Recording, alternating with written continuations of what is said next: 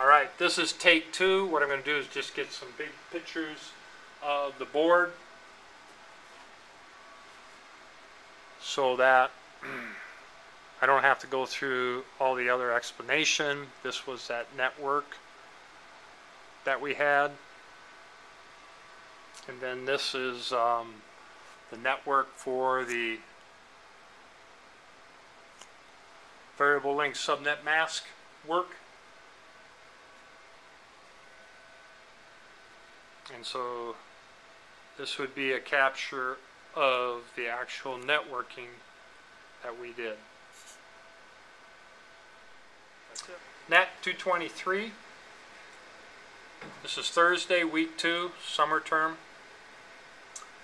We're gradually finishing up the first set of chapters 1 through 6. We haven't gotten to 7 yet.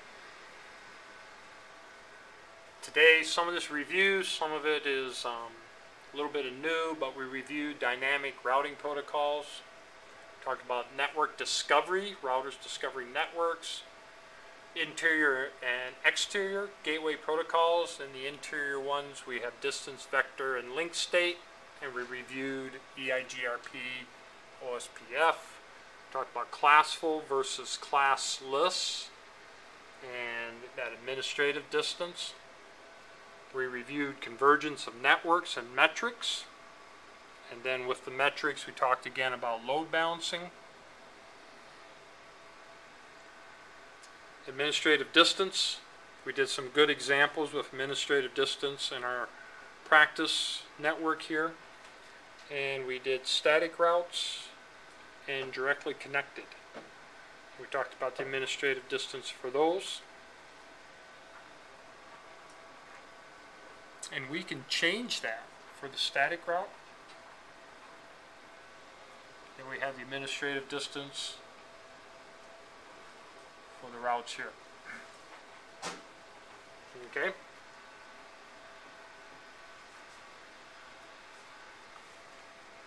An example of where we used administrative distance to the ISP. Then we set this one at administrative 2, which is bigger than the default, and then this route didn't go in the routing table until this route went away, and then we had a backup.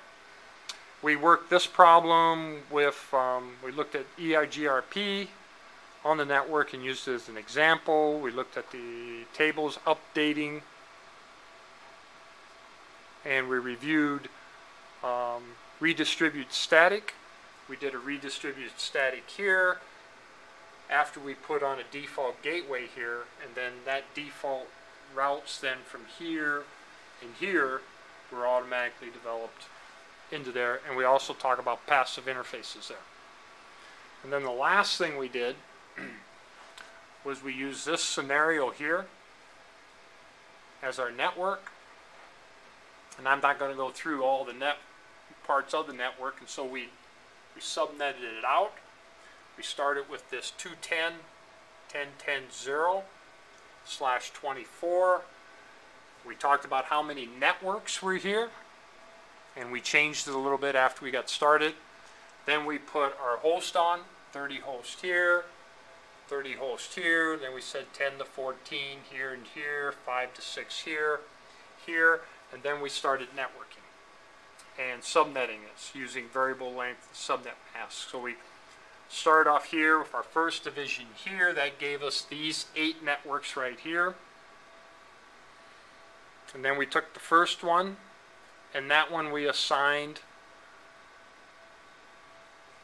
right here. We assigned it up here to the 30. And the reason we ended up with the 27 was we needed at least 30. Okay, so that's why we ended up had to have 5 bits.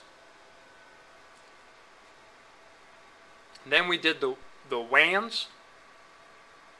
So we came down and we did the WANs, and we divided that up.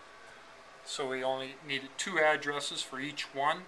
So we took this 224 and we divided that one into 8 networks. So that would have been this cutoff right here where the green is. So we took the 224 network here, divided that one up, and that gave us all of these. Then we finished up by taking this network, the 210.32. We used the first one and we subnetted that to a 28 right here. So here's the 32 and then here's the 28. Right there we had to cut off. We have a 1 and a 0, so we'd use 32 first, and that gave us this one, 33 through 46. Then we took the second part of that, the other one, and then we subnetted that into 2 because we only needed 5 to 6 hosts right here. So to give us the big picture,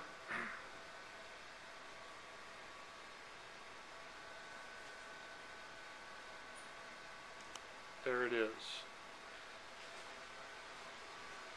That's it.